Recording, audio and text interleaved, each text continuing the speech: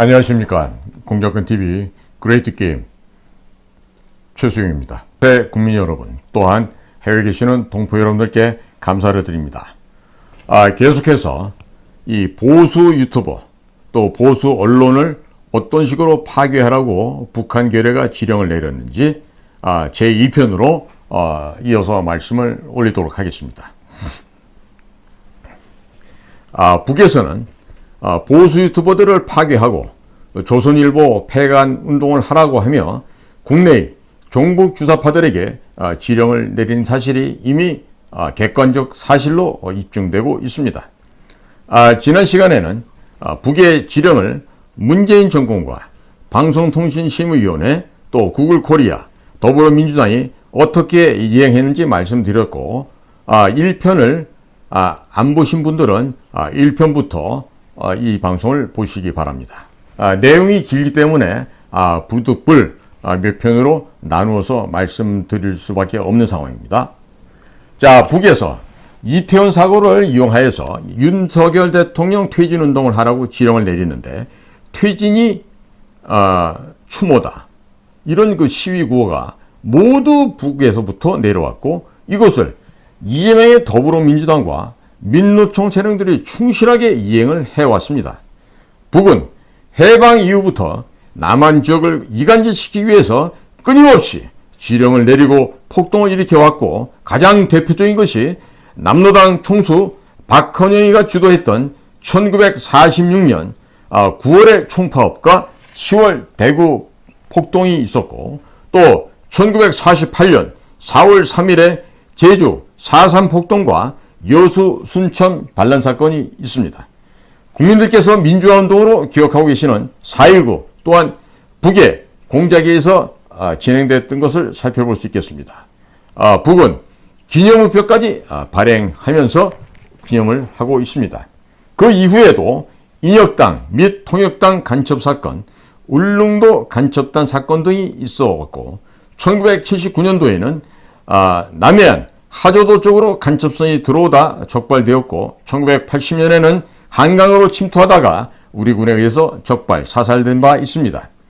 1980년에는 북에서 일본 조청년으로 1,000억 원대 이상의 공작 자금이 하달돼서 내려갔고, 남한에서 폭동을 일으키라는 지령이 내려간 사실들이 일본 통일일보에 의해서 보도된 바도 있었습니다.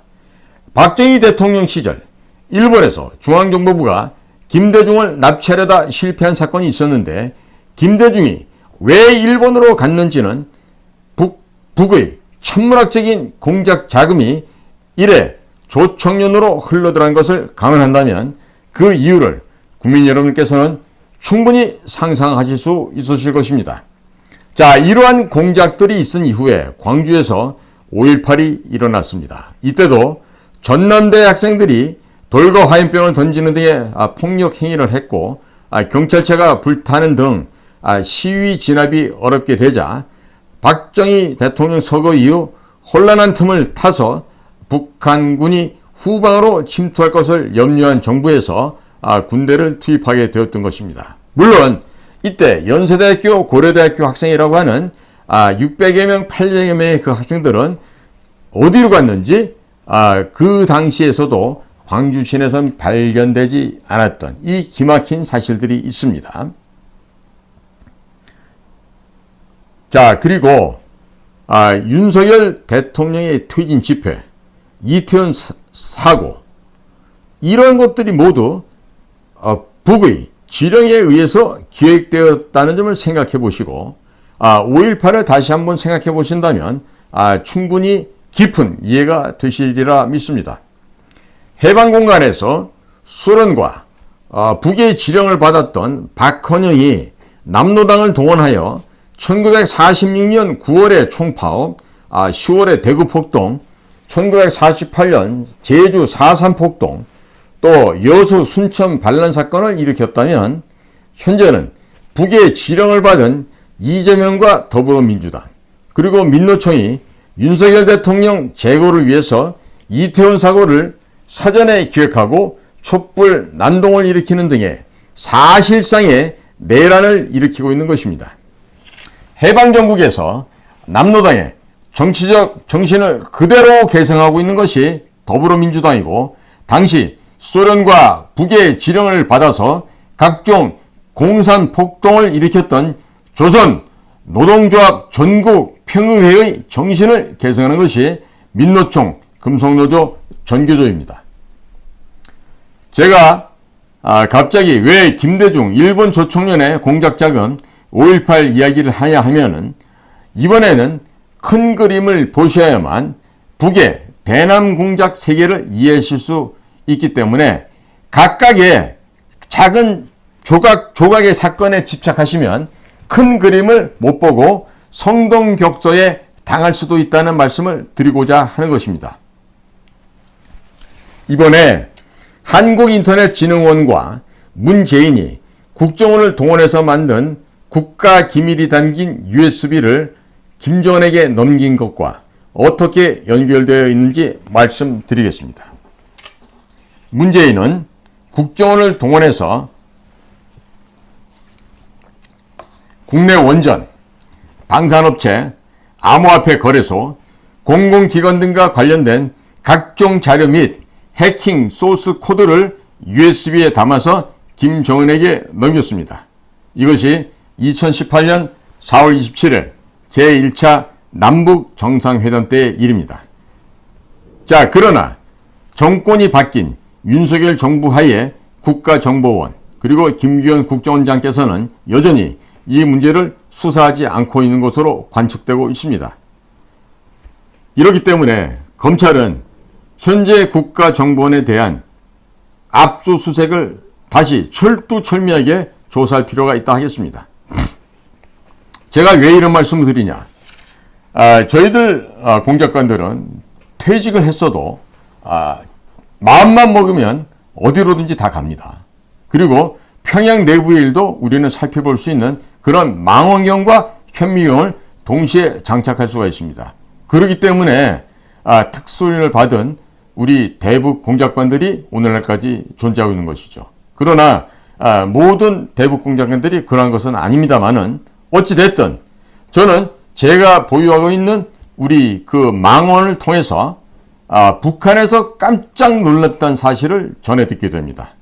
자, 그런데 북에서는요, 이 USB를 열어보고 아연실색했다 그럽니다. 어떻게 이런 내용들이 들어있는가에 대해서.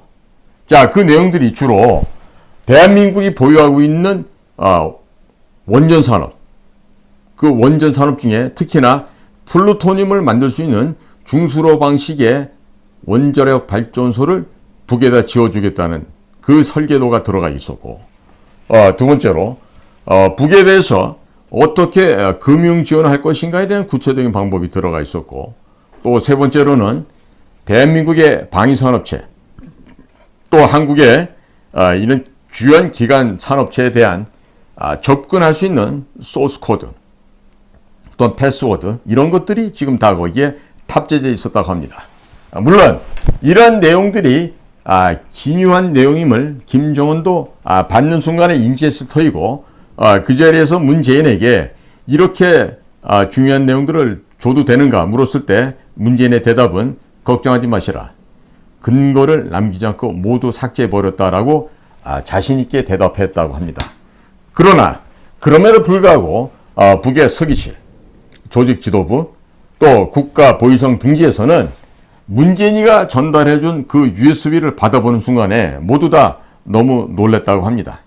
자, 그런데 문재인 정권 들어서서 관세청에 적발된 마약 밀수 건수가 전년 대비 6배 폭증했다는 기사도 있어 왔지만, 국내 암호화폐 거래소에 대한 해킹이 또한 급증했다는 사실도 여러 번 있었습니다. 자, 북의 해커들은 대학 입시 전형을 일주일 정도 남겨둔 각 대학의 서버를 해킹해서 랜섬웨어 프로그램을 깔고 돈을 주지 않으면 암호 코드를 주지 않겠다고 협박을 해서 최소 수천만 원에서 수억 원씩을 갈취하는 사건이 빈번하게 일어난 바 있었습니다. 이때 랜섬웨어라고 하는 것은 랜섬 자체가 인질, 포로라는 뜻입니다. 그래서 만일 해킹을 당해서 입시가 지연되었다고 소문이 나게 되면 학교는 이미지가 실추되고 개인정보 유출에 대한 손해배상 소송 등을 당하게 돼서 한순간에 그 대학은 문을 닫게 될 수도 있으니 그냥 돈을 주고 비밀번호 받아서 입시를 치는 경우가 한두 건이 아니라고 합니다. 언론에 보도되었을까요? 보도되지 않았습니다. 제가 입수한 정보망에 따르면 국내 대학들 중에 10중 8구는 이런 식으로 돈을 갈취 당하였어도 말을 못한다고 하는데 주가 폭락을 염려하는 기업들도 범죄의 대상이 되었습니다. 그 외에도 대형 교회 등도 많은 피해를 입은 것으로 알려지고 있지만 모두가 쉬쉬하고 있어서 드러나지 않고 있을 뿐입니다. 실제로는 피해를 본 곳이 매우 많다는 점입니다. 자, 지난 5년 동안 문재인 정부 5년 동안 이런 식으로 피해를 당하고 말하지 못하고 말할 수 없었던 사례를 모두가 다 더하게 되면 최소한도 수조 원 내지는 수십조 원이 이상 될 것으로 예상이 됩니다. 자, 그러면 왜 이렇게 사이버 범죄가 급증하는지에 대해서 말씀을 드리겠습니다. 국내에 사이버 보안 업무를 담당하는 곳이 바로 국정원과 한국인터넷진흥원이라는 이 두 곳입니다. 자, 문재인은 국정원을 동원해서 국가기밀을 USB에 담아 김정은에게 넘겨주는 일을 하면서 사실상 국정원은 국가 사이버 보안 업무를 포기한 것이 되고 맙니다. 그리고 문재인 정권은 또 다른 국가 사이버 보안 업무를 담당하고 있는 한국인터넷진흥원에 대한 무력화 작업에 착수하였습니다. 문재인 정권이 들어서자마자 2017년 7월에 한국인터넷진흥원을 전라남도 나주 땅으로 이전을 합니다. 공공기관 지방 이전의 일환이라고 하였나 그럴 수도 있겠다 생각할 수 있겠지만 이곳에는 거대한 음모가 숨겨져 있습니다. 통상적으로 사이버 보안, IT 등의 업무는 대전의 모든 기능이 집중되어 있고 국내의 최고 전문가들이 대전에 상주하고 있으니 공공기관 이전할 때에는 대전으로 이전하는 것이 상식이고 합리적인데 뜬금없이 아무런 사이버 보안 인프라도 없고 전문가도 없는 전라남도 나주로 본청을 옮기고 비전문가를 원장으로 임명하였던 것입니다. 사이버 테러를 당할 경우에 국가 전체가 마비될 수도 있기 때문에 각 국가는 사이버 안보에 많은 국가 예산을 투자합니다.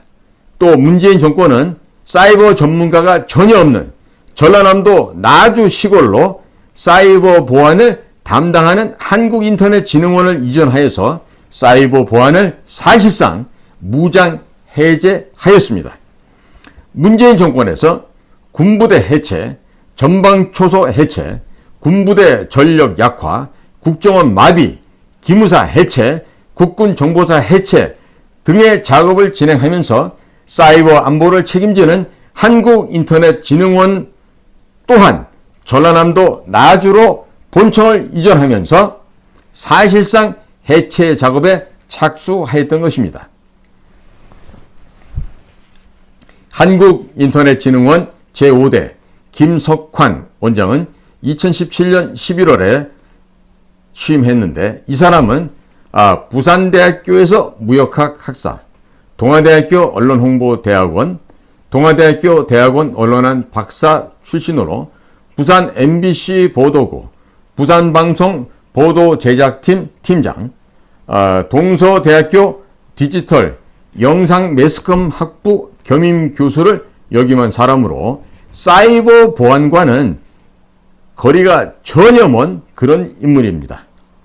자, 그 다음 6대 원장으로 서강대학교에서 정치학 학사, 석사, 박사를 딴 이원태 정치학 교수를 임명하였습니다. 사이버 안보 전문가들이 자발적으로 한국인터넷진흥원을 떠나도록 유도하기 위해서 정주 여건이 좋지 않은 전라남도 나주로 보내고 원장에는 정치학 전공한 교수를 임명한 것입니다. 이때 이 분야 전문가들이 극심하게 반발했다고 합니다. 한국인터넷진흥원이 전라남도 나주로 내려와 북과 중국의 해커들이 마음 놓고 들어올 수 있도록 사이버 공간에서 국경선을 열어준 것으로 추정되고 있는데, 검찰에서 이 부분도 철저하게 한번 수사를 해야 할 것입니다. 문재인 정권은 2021년 1월 10일 이원태 한국인터넷진흥원장의 또 임기를 임명하게 되는데, 임기가 3년으로서 2024년 1월 10일까지입니다. 자, 이원태 원장은 1966년생으로 경기도 성남 출생이고, 여기 또한 서강대학교 정치학과 학사, 서강대 정치학 석사, 서강대 정치학 박사학위를 가진 정치학자인데 사이버 보안 분야 전문가는 결코 아닙니다. 자, 그런데도 이원태 원장의 주요 경력을 보면 참으로 이상한 것이, 정치학 박사를 받은 사람이 뜬금없이 정보통신정책연구원 연구위원이 되어 있다가 대통령 직속 정책기획위원회 정책기획위원, 또 개인정보보호위원회 제도혁신자문단 자문위원, 한국인공지능법학회 부회장을 역임한 바 있습니다. 자, 정치학 교수가 어떻게 정보통신정책연구원의 연구위원으로 입사를 할 수 있었는지, 입사 비리에 대해서도 검찰에서는 철저하게 조사를 해볼 필요가 있습니다. 뇌물, 직권남용 등의 소지가 매우 농후하고 있으니 검찰은 조사를 반드시 해야 할 것입니다. 자, 서강대학교도 물론 명문대이긴 하지만 서강대학교의 정치학 학사, 석사, 박사를 받은 사람이 갑자기 자신의 경력과 전혀 상관이 없는 한국인터넷원장에 임명이 되는데, 전문가를 임명하면 말을 잘 들어야 할 테니까 문재인 정권은 북이나 중국에서 해킹이 들어와도 모르는 척 하라고 이원태 원장에게 지령을 내렸을 가능성이 매우 크다 하겠습니다. 검찰에서는 김석환 원장 그리고 이원태 원장을 한국인터넷진흥원의 원장에 임명하는 데 있어서 인사비리가 없었는지, 뒷돈은 오고 간 것이 없었는지, 북이나 중국의 해킹에 대해서 의도적으로 문을 열어준 점 없었는지에 대해서도 철저하게 수사를 해야 하겠습니다. 한국인터넷진흥원 원장은 공공기관의 운영에 관한 법률 제26조 준정부기관 임원의 임면에 따라 한국인터넷진흥원의 임원 추진위원회의 심사 추천과 과학기술정보통신부 장관의 제청을 거쳐 대통령이 임명하였는데, 이 과정에서 아무런 문제가 없었는지, 또 아무도 문제를 삼지 않았다는 것이 너무나도 이상하고 이상한 일입니다. 많은 전문가들이 반발도 했고 언론에도 보도가 되었는데도 그냥 임명을 했다고 하면 이것은 직권남용이요, 공문서 위조, 뇌물 등 상당한 범죄가 있었을 것으로 추정이 됩니다. 이 당시에 임원추천위원회의 심사에 들어갔던 사람들 전원과 과학기술정보통신부 장관에 대해서도 업무상 직권남용 등의 혐의로 검찰이 수사에 착수해야 하겠습니다.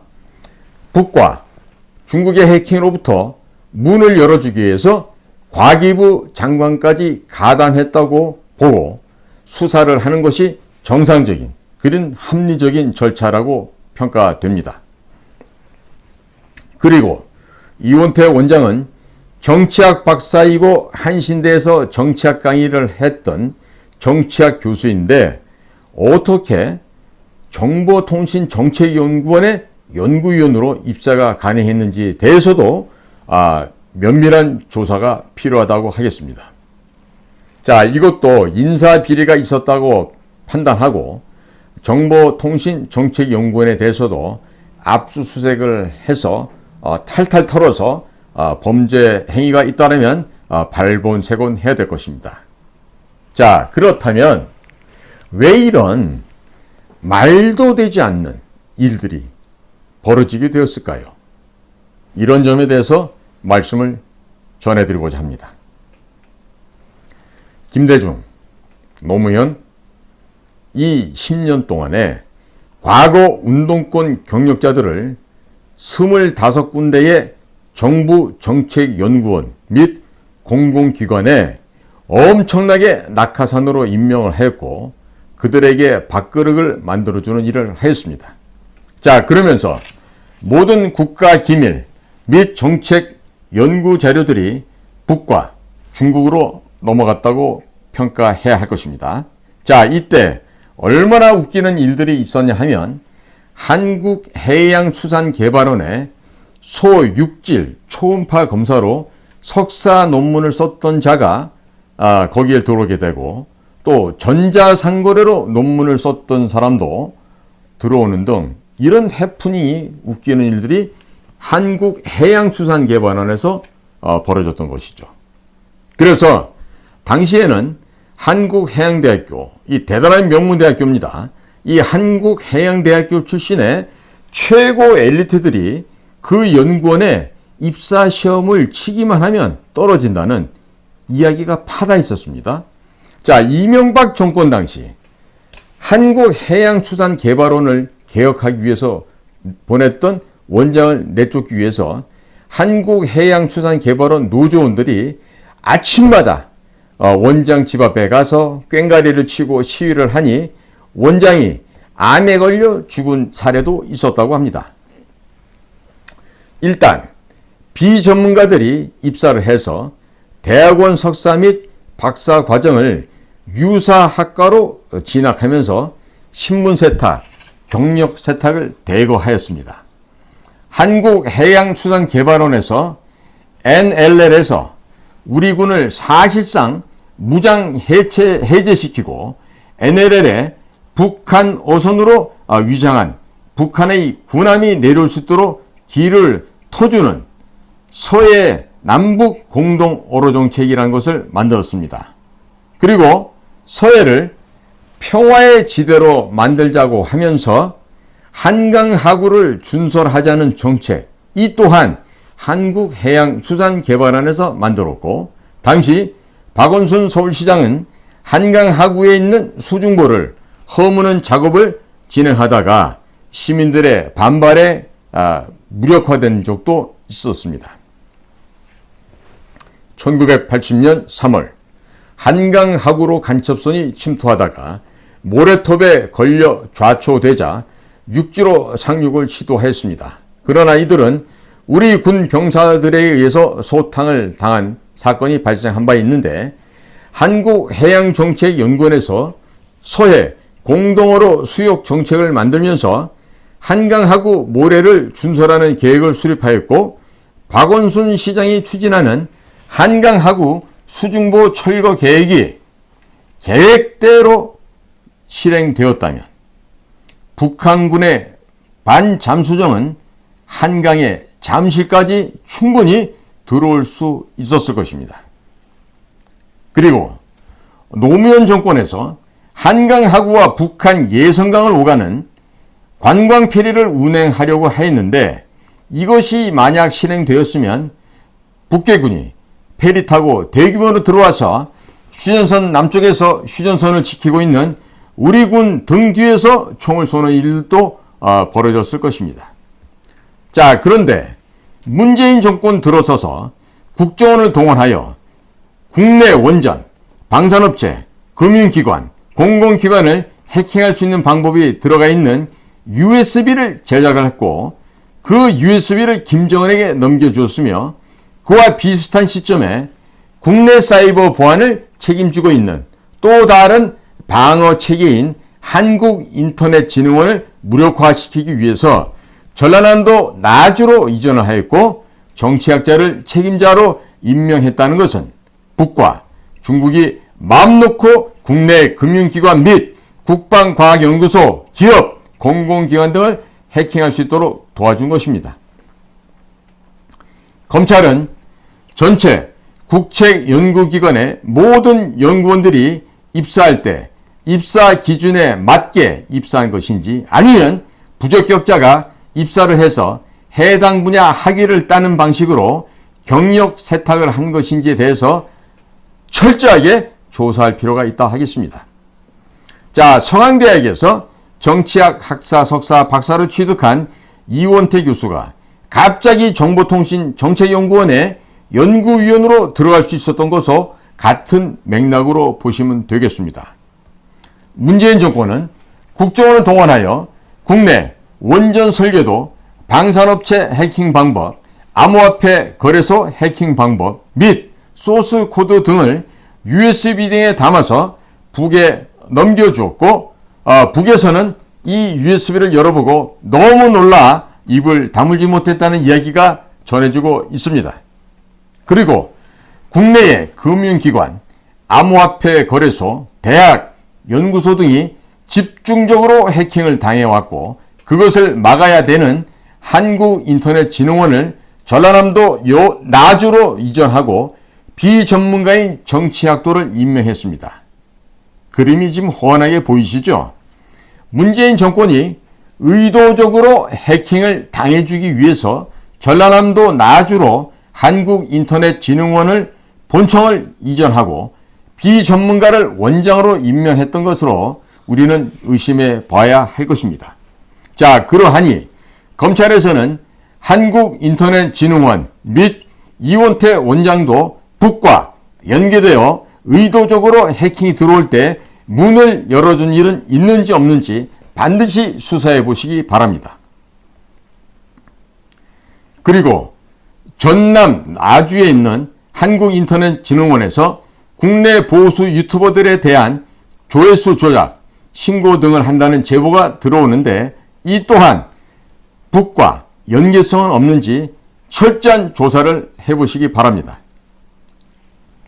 자, 그런데 아이러니하게도 김규현 국정원장님을 잘 아는 분들이 김 원장님의 고향이 서울이 아니라 전라남도 나주로 기억하는 사람들이 있던데 이 얘기도 참 아이러니합니다. 본인이 서울이라도 부모님 고향이 전라남도 나주일 수도 있겠죠. 자, 국정원에서 만들어진 문재인을 통해서 김정은에게 넘어간 USB. 자, 이거에 대해서 국정원이 내부적인 관련자들을 수사하지 못하는 이유가 어디 특별히 있을까요? 이것이 전라남도 나주로 이전한 한국인터넷진흥원의 본점이 나주로 이사했던 것과 무슨 긴밀한 관계가 있는 것인가요? 혹시 이렇게 조사를 하게 되면 전라도 출신 사람들을 수사를 한다. 전라도 출신 사람을 다치게 한다. 이렇게 해서 정치적으로 무슨 악영향이 있게 되는 것인가요? 저는 정치에 대해서 아는 바가 없어서 모르겠습니다만은 자, 지금 전라남도 나주에 이러한 그 국책기관이 들어왔어요. 인터넷 진흥원이 들어온 거죠. 자, 그러면 문재인이 김정은에게 넘겼다고 하는 USB를 수사하는 과정에서 한국인터넷진흥원까지 연루된 사실이 드러나서 이 기관이 해체되거나 아니면 전문가들이 가장 많이 있는 대전으로 다시 재이전을 할 수가 있겠죠. 자, 그렇게 되면은 고향이 나주인 분들이 우리 김규현 국정원장님을 비난할까요? 설마 무슨 나주 사람들의 인식이 그 정도 낮겠습니까? 자, 그런데도 불구하고 국정원에서는 왜 이 USB에 대한 내부적인 수사를 하고 있지 않은지 참 알다가도 모를 일입니다. 자, 그래서 지금 검찰에서는 할 일이 많으시겠지만 국가정보원 내에서 제조한 USB에 대해서 철저한 수사를 해서 도대체 이 USB가 어떻게 만들어졌고 어떻게 북으로 넘어갔는지를 철저히 조사를 해야 될 겁니다.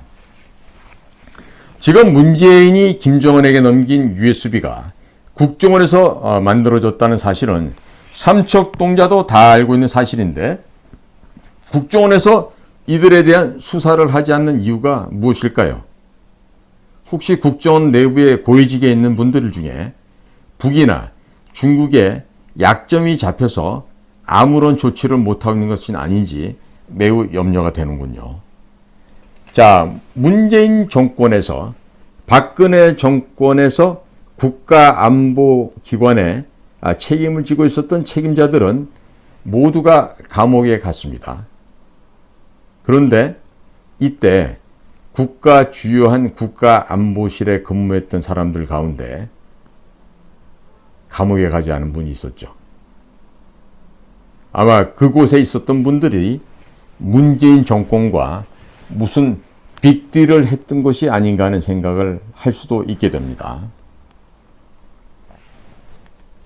지금 국정원이 만들어서 김정은에게 넘긴 USB를 수사하지 않는다고 하면 국정원 또한 묵시적인 수락, 또 범죄자 은닉 등의 혐의를 원장부터 줄줄이 사탕으로 수사 대상에 오를 수가 있다는 것을 명심하시기 바랍니다. 제 고향집이기 때문에 걱정이 돼서 미리 말씀드리는 거니까 잘 대비하기 바랍니다.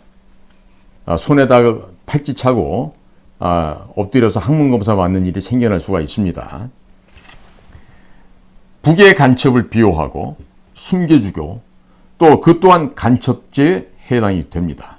만일에 이러한 북과 내통했던 자들이 국정원 내에서 이러한 국가 기밀이 담긴 USB를 제작을 했고 엄연한 국가보안법 위반 사항인데도 불구하고 이에 대한 수사를 하지 않고 있다가 이후에 검찰에 의해서 고발되어 사상 초유의 사태가 되면 국가정보원의 그 수많은 조직원들이 줄줄이 사탕으로 감방에 갈 수 있다는 이 점을 반드시 명심하기 바랍니다.